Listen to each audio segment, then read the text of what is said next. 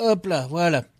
Donc, bonjour Strasbourg, bienvenue à nos auditeurs et nos auditrices, vous êtes bien sur RPS 91.9 pour écouter votre émission de Strasbourg et d'ailleurs.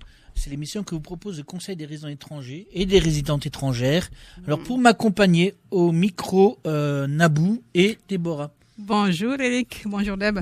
Bonjour Nabou, bonjour Eric, bonjour Strasbourg, bonjour à celles et ceux qui nous écoutent.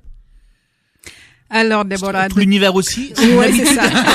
Faut pas oublier tout l'univers. Je savais qu'il manquait quelque chose. Le monde et l'univers. Ok, donc bonjour à tout l'univers. Alors Déborah, de quoi est-ce qu'on va parler aujourd'hui? Donc aujourd'hui nous parlerons du Miss des visibilités. Du mois, pardon, ouais, je me disais bien qu'il y avait un souci. Ouais. Il s'agit d'événements organisés par un collectif dans le cadre du Festigué. Donc le Festigué, c'est un collectif d'associations LGBTI et de militantes qui organisent le mois et la marche des visibilités à Strasbourg depuis 2002. Le mois se déroule du 17 mai au 16 juin 2019. Alors, qui est là pour en parler avec nous aujourd'hui, Nabou? Alors, pour en parler, nous aurons avec nous à l'antenne David Cupina de l'association Les Amoureux au banc public. Donc, on a l'habitude de recevoir chez nous, donc sur divers thèmes. Bonjour David. Bonjour Nabou. Bonjour à tous et à toutes et à tout l'univers arc-en-ciel aujourd'hui. Ok. Alors, avant de parler donc de ce sujet, donc on va faire une petite pause musicale avec Déborah nous propose un truc. Moi, aujourd'hui, je vais juste vous proposer une petite chanson. Je reviens de vacances, j'ai envie de rester encore une petite journée en vacances avec cette musique. Et c'est surtout pour souhaiter un joyeux anniversaire à mon chéri. Donc voilà, je vais vous laisser avec Dimanche au goût de Massilia Sound System. C'est parti. De Strasbourg et d'ailleurs, les résidents étrangers ont la parole. De Strasbourg et d'ailleurs, actualité, culture, société, sur RBS 91.9. Vous êtes bien sur RBS 91.9 pour écouter votre émission de Strasbourg et d'ailleurs que vous propose le Conseil des résidents étrangers. Avec nous à l'antenne pour nous parler du mois des visibilités, David Cupina. Bonjour David. Bonjour Déborah. Bonjour David. Bonjour Nabou. Pouvez-vous vous présenter brièvement et nous présenter votre structure ? Oui, alors je suis David Choupina, je suis le président des Amoureux au banc public, comme l'a dit Nabou, un habitué de vos ondes, mais également des Oubliés de la mémoire, qui est l'association civile homosexuelle du devoir de mémoire. On aura peut-être l'occasion d'en reparler, puisqu'il y a chaque année une cérémonie qui se tient au Schtroumpf au mois de juin, en hommage aux victimes de la résistance et déportées, dont des homosexuels. Et je suis aussi administrateur de Festigué, qui, comme tu l'as dit tout à l'heure, est un collectif d'associations qui œuvre depuis 2002 à l'organisation de la marche. La première a eu lieu à Strasbourg en 2001 et qui tâche de faire connaître les actions du monde LGBTI à un plus large public à l'occasion de conférences, de débats, de projections de films, de présentations de livres évidemment, et également de jeux. Donc je vous détaillerai tout à l'heure le programme qui va se dérouler, qui a déjà commencé en fait, puisque ce mois a été lancé le 17 mai à l'Hôtel de Ville par la présentation du rapport annuel, donc le rapport 2019 de SOS Homophobie, qui nous donne d'ailleurs des informations assez inquiétantes quant à la situation des personnes LGBTI en France, avec une augmentation des signalements de 15% sur l'année et des agressions physiques qui sont en hausse de 66%, ce qui est quand même conséquent. On assiste là à une hausse continue depuis 3 ans, d'où la nécessité de mobiliser encore une fois les personnes LGBTI autour de thèmes tels que l'égalité, l'égalité des droits, l'égalité des orientations sexuelles, l'égalité des identités de genre, et de partager cela avec le public strasbourgeois, alsacien et même au-delà de nos frontières, puisque lors de la marche qui aura lieu donc cette année, avec un petit décalage, elle aura lieu samedi 15 juin, eh bien nous avons également beaucoup de participants allemands qui se joignent à nous. Okay. Alors pourquoi un mois de visibilité ? Alors comme je le disais, le mois, je vais reprendre. Le mois des visités me paraît nécessaire pour permettre d'exprimer toute la palette de ce que font les personnes LGBTI de leur expression artistique, littéraire, de leur manifestation à travers l'organisation d'événements par les associations. Donc c'est aussi une façon de mettre en valeur les bénévoles au travers des associations qui sont membres du collectif FestiGaze auprès d'un public le plus large possible. Il y a également des manifestations sportives, des manifestations théâtrales, des randonnées à travers la ville de Strasbourg, et puis même pour ceux qui ont la fibre religieuse, des débats qui concernent la chrétienté et le fait d'être homosexuel, gay, lesbienne, trans, avec une célébration œcuménique qui a lieu chaque année, donc le jour de la marche à la paroisse Saint-Guillaume, qui est une paroisse dite inclusive, donc qui permet effectivement à toute la diversité de la population strasbourgeoise de se rassembler. Et dans cette diversité, on trouve effectivement des groupes homosexuels, lesbiens et autres LGBTI. D'accord.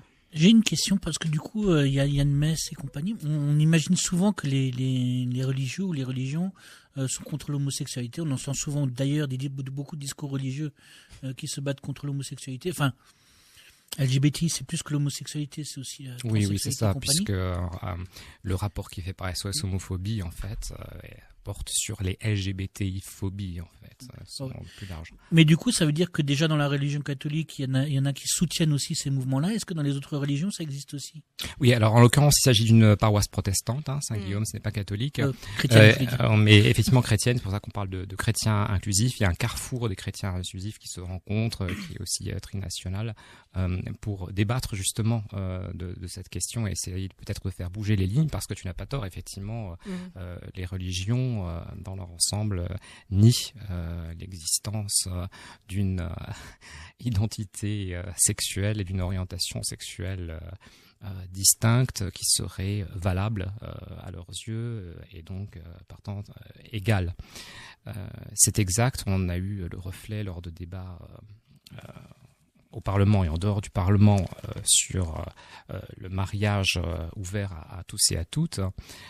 Donc cette question effectivement religieuse est épineuse pour les personnes LGBTI qui souhaitent continuer à vivre leur foi et en même temps pratiquer la sexualité, vivre leur amour et jouir des droits qui s'en suivent comme toute autre personne normalement constituée. C'est pour ça je vous invite vraiment, ça peut être extrêmement intéressant, à partir du samedi 15 juin, ce sont eux qui vont lancer avec le village associatif que vous connaissez maintenant bien, qui se trouve sur la place de l'université où sont rassemblés là aussi beaucoup d'associations, de syndicats, d'organisations, puisque depuis l'année dernière, le Conseil de l'Europe y participe également. Donc dès 10h30, vous aurez effectivement un brunch inclusif autour de la thématique des nouvelles inclusives de Suisse, donc pour nous faire partager l'expérience suisse à cet égard. Donc ce sera la paroisse Saint-Guillaume, ce sera suivi d'un temps de prière et de partage, donc, et de louange. Au niveau des structures organisatrices, et vous pouvez un peu nous parler des structures qui organisent le mois des visibilités justement et l'axe central de cette édition. Oui, alors l'essentiel de l'effort revient à une toute petite équipe que je salue ici, qui est l'équipe dirigeante de FestiGaze, qui est composée de 12 personnes. Mais effectivement, elle se fédère autour d'associations membres. Et parmi ces associations, on compte naturellement la station, qui est le centre LGBTI de Strasbourg, que vous devez certainement connaître, qui se trouve rue des Écrivains, derrière le lycée Fustel de Coulanges, qui est ouvert tous les jours, sauf dimanche et lundi, et où vous retrouvez également un certain nombre d'événements qui auront lieu, qui ont eu lieu et qui vont avoir lieu. C'est-à-dire qu'il y a une exposition qui a lieu à la station sur la Tchétchénie. Donc c'est quelque chose qui nous interpelle aussi ici au Conseil des résidents étrangers, le traitement qui est réservé à la minorité LGBT dans cette petite république. Vous y avez aussi un murder party, donc quelque chose de plus festif. Ce sera le 8 juin à 20h. Et vous y avez aussi une série de conférences. Il y aura notamment un événement littéraire, des livres à la plage. Donc on vous donnera des exemplaires d'ouvrages à lire donc cet été, mais vous pouvez également faire don de vos livres à la médiathèque du centre, qui est importante, mais qui mérite toujours d'être rafraîchi, et donc également des projections. Il y a déjà eu aussi un cours de danse, de tango queer qui a eu lieu. Donc il y a effectivement énormément d'activités qui s'y déroulent pendant ce mois, mais aussi en dehors. Il y a d'autres associations partenaires. Il y a Alzarando qui organisera donc une randonnée qui aura lieu donc le lendemain de la marche. Ce sera le 16 juin, une randonnée découverte de Strasbourg en mutation à partir de 16h. Vous y avez une organisation qui s'appelle Festibad, qui est un peu une organisation sœur de Festigay. C'est une émanation de ce collectif. Cette association a organisé un tournoi de badminton friendly, comme on dit, au mois de mai. Vous avez bien sûr le carrefour des chrétiens inclusifs, je l'ai évoqué tout à l'heure. Vous avez Pelicanto, qui est l'association au cœur LGBT friendly, qui donc inaugurera son spectacle L'amour du caoutchouc à partir du 14 juin. Ce sera sur 3 jours. Et vous y avez l'ensemble des associations militantes, soit David et Jonathan, les associations mulhousiennes, Autres Regards ou Lettres. Vous avez bien sûr les grandes associations nationales qui ont également une délégation ici à Strasbourg, entre autres le Refuge et SOS Homophobie que j'ai cité tout à l'heure. Le Refuge qui a aussi un local pour accueillir les jeunes qui sont chassés de chez eux et qui ont besoin d'un hébergement temporaire. Donc un collectif assez divers qui fait aussi la richesse du tissu associatif strasbourgeois et alsacien, et dont on est fier. Voilà. Merci. Alors, quels sont les objectifs de ce mois de manifestation et quelles sont les cibles ? Alors, la cible première, je dirais, c'est évidemment la population LGBTI et alliés, tous ceux qui veulent venir fêter avec nous, puisque c'est aussi une fête. C'est un anniversaire également, puisque nous fêtons cette année le 50e anniversaire des événements du Stonewall Inn à New York, qui ont été un événement déclencheur dans la prise de conscience, j'allais dire, des personnes LGBTI dans la lutte pour leurs droits, une lutte croisée avec d'autres discriminations dont elles souffraient. C'était une époque de relative tension aux États-Unis à ce moment-là, tension raciale, vous vous en souvenez, tension liée à la guerre du Vietnam également, avec des protestations, des manifestations contre cette guerre, donc un courant pacifiste assez fort. Les femmes n'étaient pas en reste, puisqu'elles militaient aussi pour une avancée de leurs droits.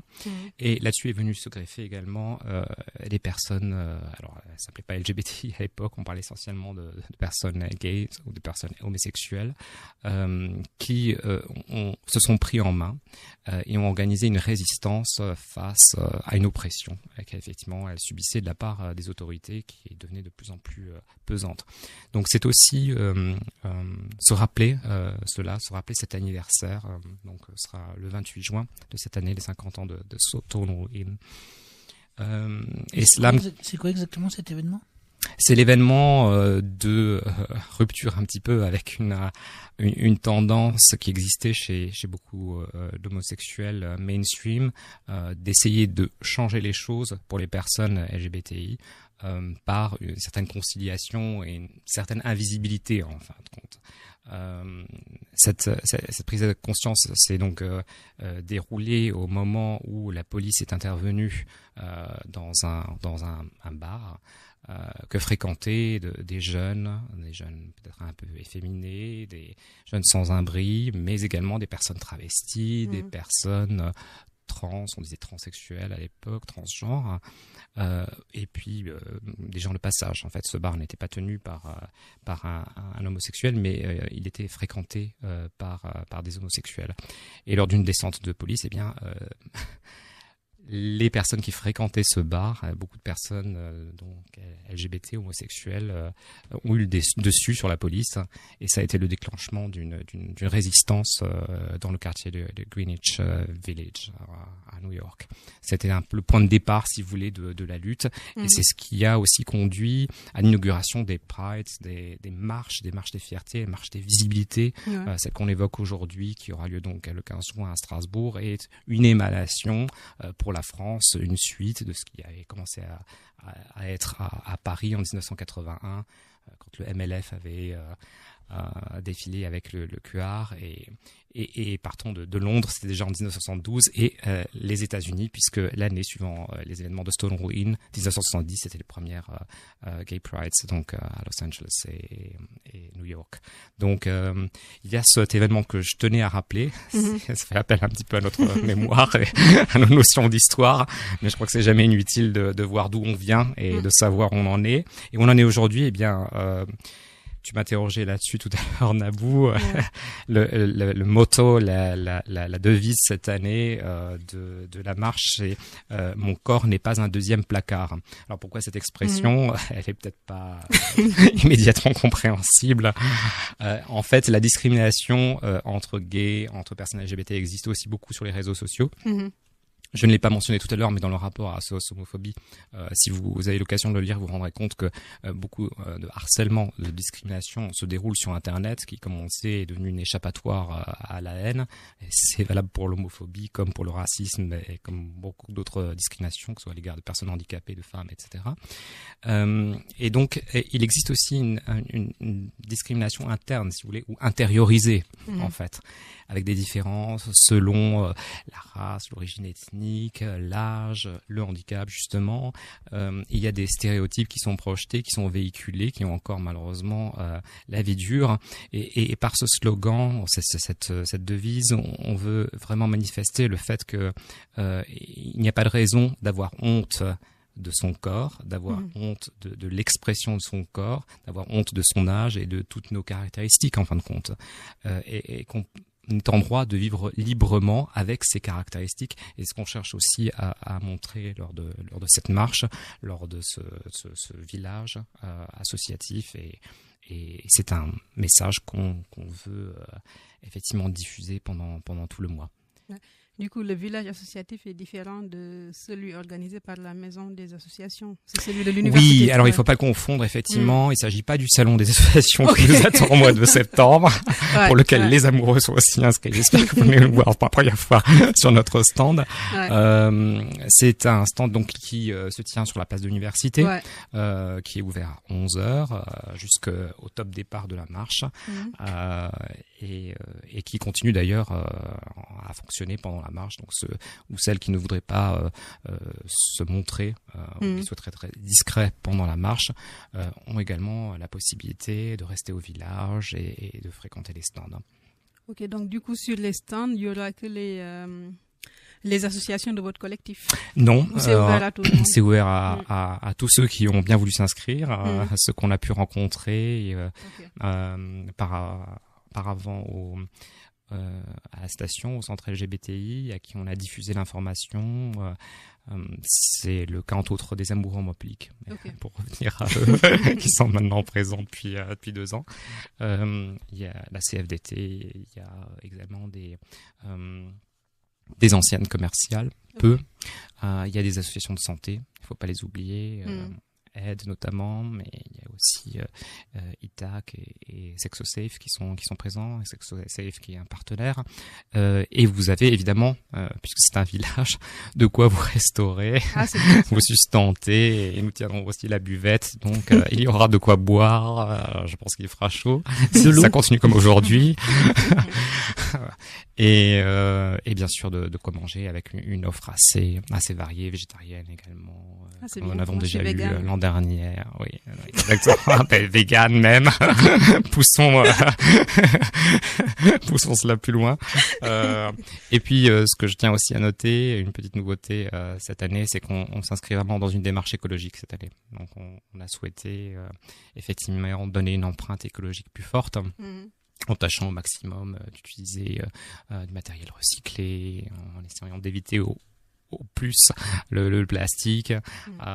Et on a appelé également les autres collectifs, associations, enseignes à respecter ce désir de tenir compte de notre vœu, de participer aussi à notre bien-être à tous, parce que finalement c'est de ça qu'il s'agit en protégeant l'environnement et en tâchant de réduire nos déchets. C'est une vraie démarche politique que nous commençons à partager cette année. Voilà. Parfait. Merci beaucoup. Je pense qu'une courte pause musicale s'impose avant de continuer avec notre invité. Eric, qu'est-ce que tu nous proposes ? Alors, je ne sais pas si vous savez, mais quand le tango il a débarqué en Argentine, apparemment c'était une danse qui se dansait entre hommes. Tout à fait. Oui, c'est vrai. Et même apparemment le fait de tourner tout le temps la tête pendant la danse du tango, c'est aussi c'était aussi pour surveiller les entrées, pour voir s'il n'y avait pas les forces de l'ordre qui venaient débarquer pour empêcher la danse de se faire. Ouais. Et donc du coup, je vais vous passer un morceau, un grand classique du tango, c'est Por una cabeza de Carlos Gardel. Voilà, Guardel, je sais pas du tout comment ça se prononce. Guardel. D'accord, ok. C'est parti, mais du coup, on va vous faire écouter pendant 2 minutes du tango. On va tanguer un peu. Allez, tango.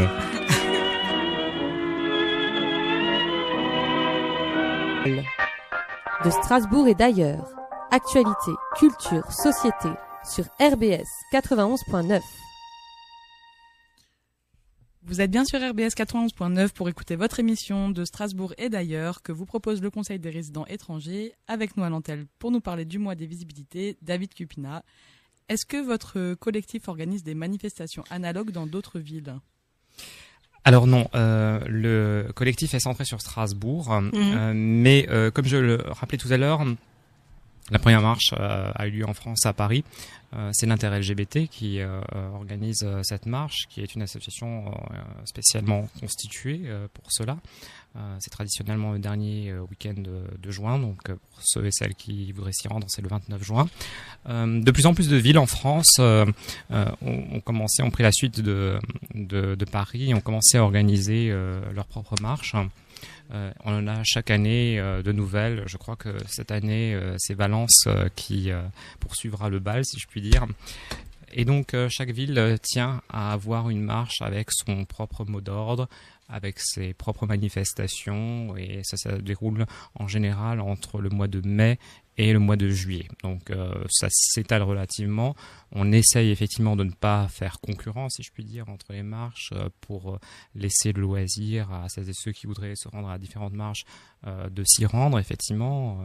Donc il y a des marches à Nancy, il y a des marches à Metz. On essaie effectivement de faire en sorte que le programme soit le plus étoffé possible, sans trop se marcher dessus. Voilà. Alors, est-ce que la ville ou les collectivités du Grand Est ou de Strasbourg vous soutiennent en fait dans ces manifestations ? Oui, nous avons le soutien de la ville de Strasbourg qui nous aide d'un point de vue technique, non seulement en communiquant sur l'événement et si peut-être vous êtes promené comme moi le long du quai des Bateliers et un peu plus loin, Saint-Nicolas, vous avez peut-être remarqué les oriflammes déjà aux couleurs rainbow, aux couleurs de l'arc-en-ciel. Il y a un affichage, il y avait un affichage aussi un éclairage plus exactement du centre administratif aux couleurs arc-en-ciel pour le 17 mai, et puis l'hôtel de ville, comme je vous l'ai dit, avait accueilli la présentation du rapport SOS homophobie à Strasbourg. Donc il y a un soutien logistique également, dont je ne vais pas rentrer dans les détails. Et puis nous avons le soutien de la DILCRA, qui est la délégation interministérielle à la lutte contre les discriminations, contre originellement le racisme, l'antisémitisme et l'homophobie, mais toutes les LGBT-phobies, qui nous a aussi accordé une subvention pour organiser le forum des visibilités. C'est la première fois que nous le faisions, c'était le 18 mai. À la résidence Charles de Foucault, avec 3 thèmes, l'un sur la représentation et la représentativité des personnes LGBTI dans les médias, un autre sur la diversité et la tradition, et un 3e qui était lié à la santé. D'accord. Et l'égalité dans le domaine de la santé. C'était fort intéressant, c'était notre premier forum, et je crois qu'il y a eu du succès grâce à la qualité des intervenants, des experts, modérateurs, et le public s'est effectivement montré intéressé et était au rendez-vous. Je tiens aussi à préciser que des activités soutenues par le collectif ont eu lieu à Mulhouse, et notamment l'exposition sur la Tchétchénie que vous allez pouvoir retrouver à la station, et le vernissage a déjà eu lieu le 31 mai, mais elle sera visible jusqu'au 30 juin, donc pendant encore un mois. Voilà. Quelle est l'importance d'organiser un tel forum à Strasbourg ? Je pense que c'était un challenge qu'on a relevé hautement. C'est que d'abord les forums sont en vogue. On a le forum de la bioéthique que l'on connaît bien maintenant, qui s'est inscrit dans le paysage culturel et de débat strasbourgeois. Il y en a pour d'autres thèmes. Je crois que c'était une façon intéressante d'intéresser les personnes qui ne seraient pas forcément sensibilisées sur la question à venir entendre des experts débattre des questions, et d'avoir ensuite la possibilité non seulement de poser des questions, mais aussi d'afficher leurs opinions sur un mur d'expression qu'on avait laissé à leur disposition, et dont on a fait d'ailleurs un résumé pour savoir un petit peu ce qui les taraudait, et ce qui était important pour eux. On a eu effectivement pas mal de personnes LGBTI, des personnes qui sont venues même de Paris. Donc il y a eu un brassage sur la région et au-delà. Et je crois que c'était un défi à relever, parce que c'est encore une fois un format qui n'est pas habituel. On a été confronté pour la première fois à l'organisation de ce forum, mais que c'était une manière d'aborder les thèmes que j'ai évoqués, et qui sont des thèmes graves et inspirants, dans un endroit neutre, donc en dehors du centre LGBTI. Voilà, je crois que c'était important de le faire. Et je pense que si nous avons l'appui financier conséquent, nous pourrons reproduire cette expérience l'an prochain, puisqu'elle a été positive, globalement positive. Et financièrement parlant, vous avez des sponsors? Alors, on a des partenaires, et effectivement, il faut souligner que c'est l'organisation d'événements par Festigué, donc ils sont labellisés Festigays, que ce soit les Rainbow Nights ou les Festidates qu'on a organisés aussi pour la première fois cette année, avec la nouvelle équipe dirigeante du collectif, qu'on réussit à mettre un petit peu d'argent de côté pour financer ces événements. Il faut rappeler aussi que nous venons en aide aux associations pour qu'elles puissent défiler, pour qu'elles puissent se montrer visibles grâce à la présence d'un char. Donc il y a un soutien qui est quand même important dans la communication des événements qu'elles organisent. J'ai ce flyer du mois des visibilités que vous pouvez retrouver bien sûr à la station Centre LGBTI, mais il n'y a pas d'argent qui viennent d'un sponsor majeur comme pour les Gay Games. Donc ce sont des événements qui permettent effectivement de financer la marche d'une année sur l'autre, et c'est vrai que c'est toujours un exercice budgétaire compliqué. Pour l'instant, on y arrive, on tient, et je crois qu'il est important que vous rendiez donc à la soirée de clôture, si vous avez manqué la soirée d'ouverture le 18 mai. La soirée de clôture, c'est bien sûr le 15 juin, c'est à partir de 22h30. Ce sera au studio Saglio, et encore une fois, l'entrée sera au profit de l'organisation de la marche l'an prochain. Donc, à tous ceux et toutes celles qui ont l'âme militante en plus d'être des fêtards, eh bien, je les invite à se joindre à cette soirée. Moi, j'avais une question. Depuis tout à l'heure, on parle de LGBTI. Alors, LGBT, ça va, j'y suis. Le I, c'est quoi? L, c'est lesbienne, gay, bi, trans. Oui, on parle de transgenre. I, c'est pour intersexe. D'autres variantes. Oui, alors c'est pas effectivement une orientation sexuelle, mais ça concerne de plus en plus de monde, et c'est de plus en plus visibilisé. Les personnes intersexes, c'est vrai qu'on en parlait peu. Elles ont été un petit peu mises en avant par des rapports sur les droits de l'homme, et notamment lorsque le corps médical était épinglé, puisque pour des nouveau-nés dont le sexe n'était pas évident à naissance, il arrivait, et c'est encore le cas, que des médecins prennent la décision à la place des parents, et surtout de la personne intéressée, puisque bien sûr elle n'a pas vocation à s'exprimer à ce moment-là, elle ne peut le faire que plus tard dans sa croissance, de choisir un sexe et d'assigner un sexe défini, donc déterminé à la naissance. Du coup, l'intersexualité, c'est L'intersexuation, encore une fois, c'est pas une sexualité. C'est un phénomène qui se répand de plus en plus. On a de plus en plus de cas, ou en tout cas, ils sont de plus en plus visibles, et on en parle de plus en plus, et je pense que c'est une bonne chose. Et ce sont des personnes, effectivement, qui n'ont pas un sexe déterminés par leur caractère génétique et biologique à la naissance, et donc à qui on a souvent assigné un sexe de force, puisque nous sommes aussi dans une société de représentation, et que notre administration tient à nous différencier encore entre hommes et femmes. Certains pays ont adopté des amendements législatifs, ont passé de nouvelles lois pour changer cet état de choses, ont parfois créé même un troisième sexe, ou un sexe neutre, qui permet à ceux et celles qui ne se reconnaissent ni dans l'un ni dans l'autre d'avoir une existence, j'allais dire, légale, juridique, administrative. En France, ce n'est pas encore le cas, et surtout, je tiens à rappeler que c'est une question qui tient à la dignité humaine, au respect de la personne, et donc une question de droit de l'homme. Et c'est pour cela que des organisations internationales comme le Conseil de l'Europe, dont le siège est à Strasbourg, comme vous le savez, s'y sont intéressés, notamment le commissaire du Conseil de l'Europe aux droits de l'homme, ou l'Assemblée parlementaire. Du coup, j'avais encore une autre question comme ça qui m'est venue quand on en parlait. C'est pas toujours clair. Est-ce qu'on peut faire comment on différencie sexualité et sexuation? La sexuation est beaucoup plus biologique. La sexualité est dans le comportement de chacun. Vous avez une sexualité que vous-même, parfois, vous ne définissez pas. On peut se dire hétéro ou pas, d'ailleurs. En général, on ne demande pas aux hétéros de se définir. C'est par défaut.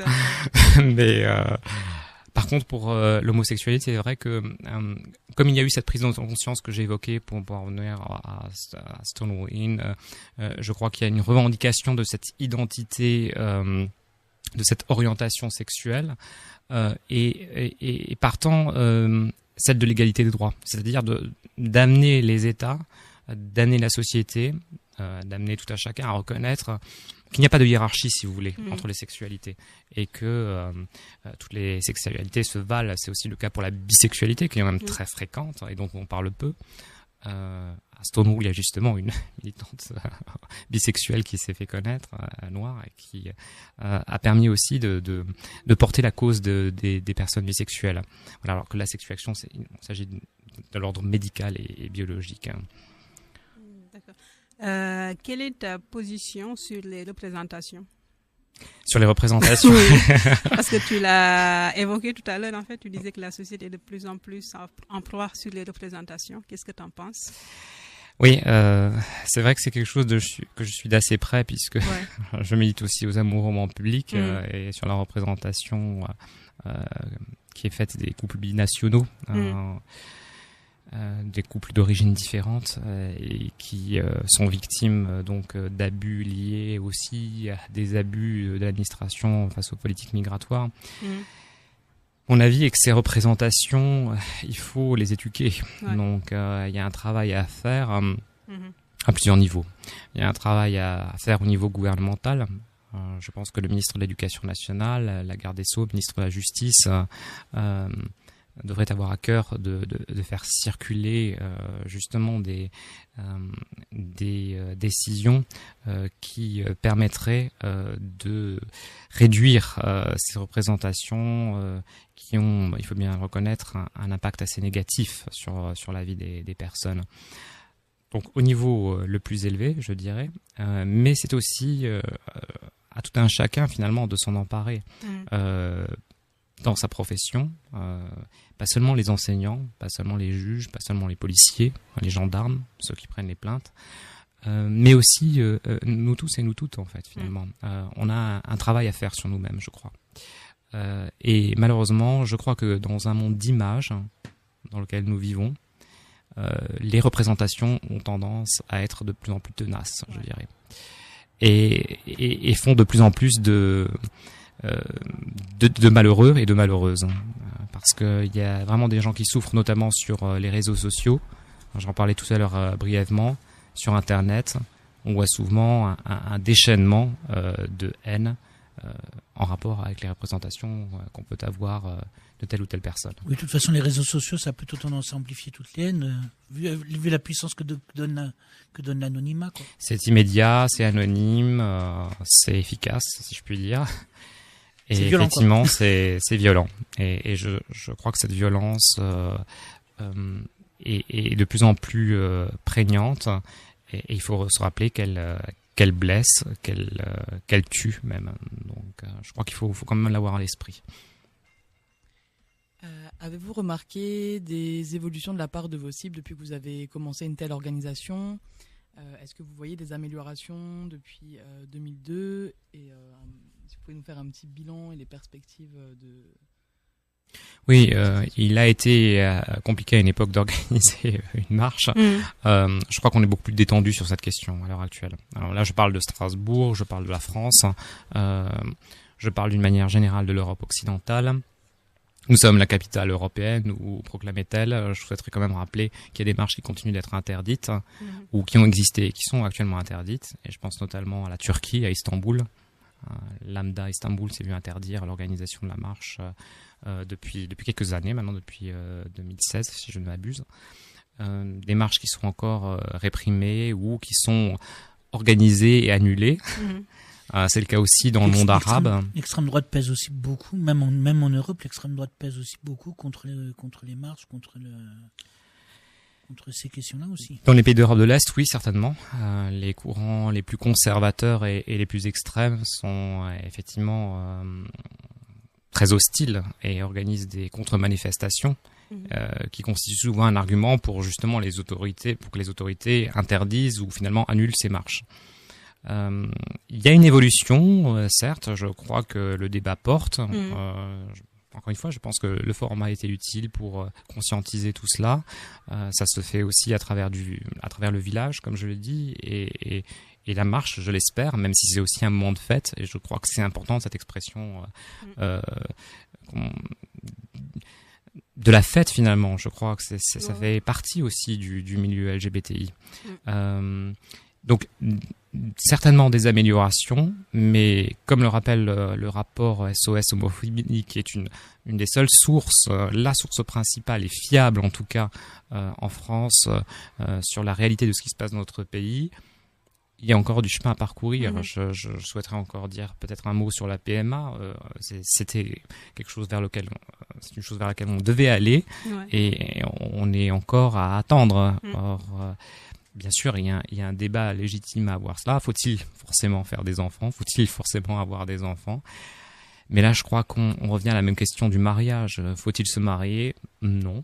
Mais Doit-on avoir la possibilité de le faire? Je dirais De oui. choix, oui. Donc, De choix personnel. les deux choses finalement peuvent être assez liées, Mhm. quelle que soit l'opinion qu'on puisse avoir sur la PMA, C'est- que ce soit pour les femmes hétérosexuelles ou homosexuelles. Oui, c'est une question de respect du choix de la personne. Exactement. Des couples hétéros peuvent choisir de ne pas avoir d'enfants et puis des... Voilà. Oui, et je crois, et la PGL, l'association pour les parents gays et lesbiens, fait d'ailleurs un gros travail là-dessus. Je crois que les couples homosexuels, lesbiens, bisexuels sont des couples où l'amour existe vraiment pour les enfants. Je crois qu'il y a vraiment un grand respect de la personne, de l'enfant dans ces couples. C'est quelque chose dont je me suis aperçu assez rapidement et je crois que ces enfants grandissent heureux. On a aussi maintenant un petit peu de recul par rapport à l'âge des jeunes qui ont grandi dans ces familles et qui vivent tout à fait normalement, qui sont épanouis et qui sont aussi confrontés aux mêmes problèmes que les jeunes de leur âge, bien sûr. Depuis la fin la question là du mariage pour tous et comment s'appellent nouveau ces associations, enfin des manifestations contre le mariage gay et contre l'adoption des enfants gays. Moi j'ai cessé d'avoir une veille un peu sur ces questions-là. Est-ce que la question de l'adoption des enfants par les couples homosexuels, c'est une question qui s'est ouverte ou il y a un statu quo qui s'est... Alors elle a été en partie réglée par la loi, mais elle reste ouverte puisque on est face à cette curiosité que maintenant il faut être marié pour pouvoir adopter l'enfant de son conjoint. Et un Pacs ne suffit pas du coup. Pardon ? Un Pacs ne suffit pas. Non, un Pacs ne suffit pas, il faut le mariage. Mais il y a différentes formes de couple et c'est ça aussi à quoi le législateur doit s'intéresser, c'est-à-dire reconnaître qu'on n'est plus dans une représentation, puisqu'on parle de représentation du couple traditionnel femmes-hommes. Aujourd'hui, les familles sont très diverses et ça se voit d'ailleurs chez les personnes hétérosexuelles aussi. Elles sont il y a une multitude d'exemples de couples et de familles et cette diversité devrait aussi être reconnue à un moment donné par la loi. Donc, je crois que la PGL fait du bon travail pour aller dans ce sens-là et tâcher d'influer sur les politiques dans le domaine de la famille.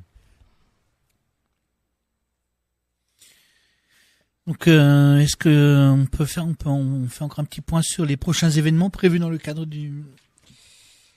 Ah. Tout à fait.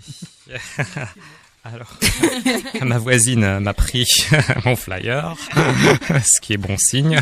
Ça veut dire qu'elle va se rendre à certains de nos événements.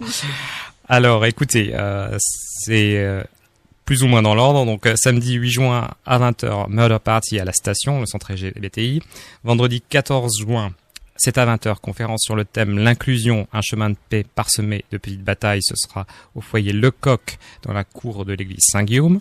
Le samedi 15 juin à 10h30, un brunch inclusif autour de la thématique que j'évoquais, nouvelles inclusives de Suisse. Et à 13h, le temps de prière et de louange. Donc tout cela aura lieu à la paroisse Saint-Guillaume. Le samedi 8 juin, de 14h à 19h, l'événement Des livres à la plage, avec vente de livres et récupération de dons pour la médiathèque de la station. J'en ai parlé tout à l'heure, c'est donc évidemment à la station. Vendredi 14 à 20h30, samedi 15 à 20h30 et dimanche 16 juin à 16h, le spectacle de Pays Canto. Ne le manquez pas, l'amour du caoutchouc. Tarif réduit à 8 €, prévente 12 € et sur place 15 €. Ce sera à la briqueterie, à la salle des fêtes de Schiltigheim. Il y aura encore la randonnée que j'évoquais le dimanche 16 juin de 16h à 18h30. Le rendez-vous est à 16h sur la passerelle entre le cinéma UGC et le restaurant Lion de Bruxelles. Des projections, il y en aura encore 2. Le jeudi 6 juin à 20h15, la projection du film Coming Out de Denis Parot, suivi d'une table ronde, ce sera au cinéma Star. Le jeudi 13 juin à 19h30, la projection du film Prouve que tu es gay de Rémi Lange, ce sera également au cinéma Star. l'exposition dont je parlais, Mulhouse Tchétchénie à Kiel-Tour, du 31 mai au 30 juin, donc encore visible jusqu'au 30. Et bien sûr, le point d'orgue de notre mois des visibilités, c'est le village associatif LGBTI qui se tient place de l'université de 11h à 18h. Il sera suivi de la marche des visibilités, même si le village reste, comme je l'ai dit, jusqu'à 18h. Départ à 14h en principe de la place de l'université. Et soirée de clôture, la nuit des Festigays, à partir de 22h30 jusqu'à 7h du matin. Ce sera au studio Saglio, c'est 16 rue Saglio, à la Plaine des Bouchers. Merci, j'espère ne pas avoir été trop long.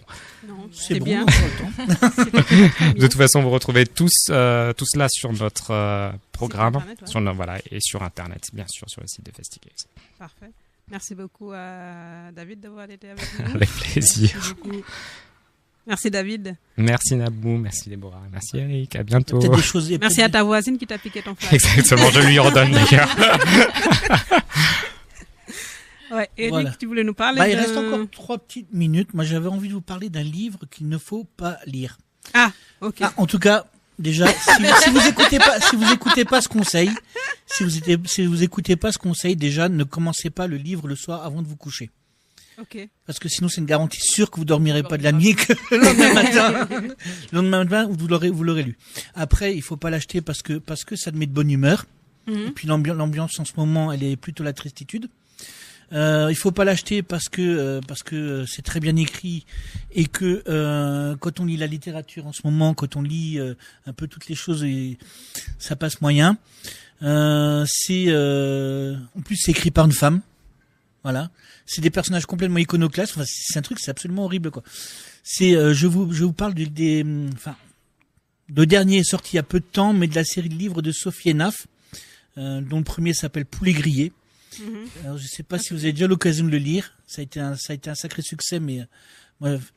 Pour être sérieusement, effectivement, je le conseillerais vraiment à tout le monde parce que c'est drôle, c'est bien écrit, c'est des personnages qui sont complètement iconoclastes, c'est une histoire qui est vraiment bien racontée.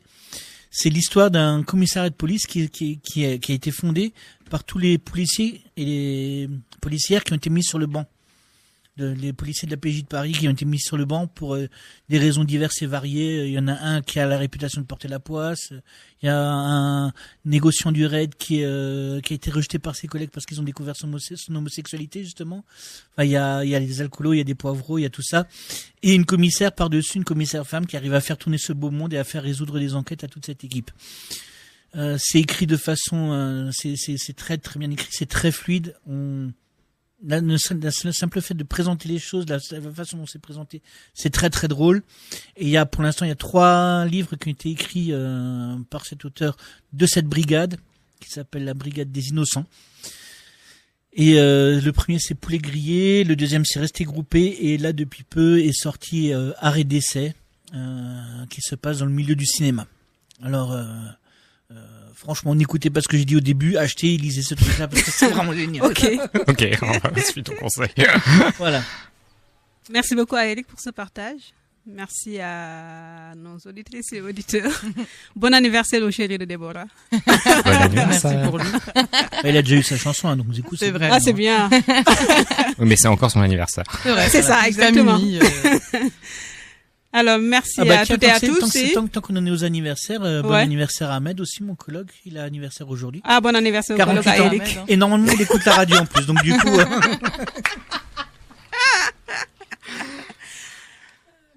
Merci à tous d'avoir été avec nous aujourd'hui. Notre émission touche à sa fin. Merci à nos auditeurs et auditrices qui nous sont toujours fidèles et celles et ceux qui nous rejoignent.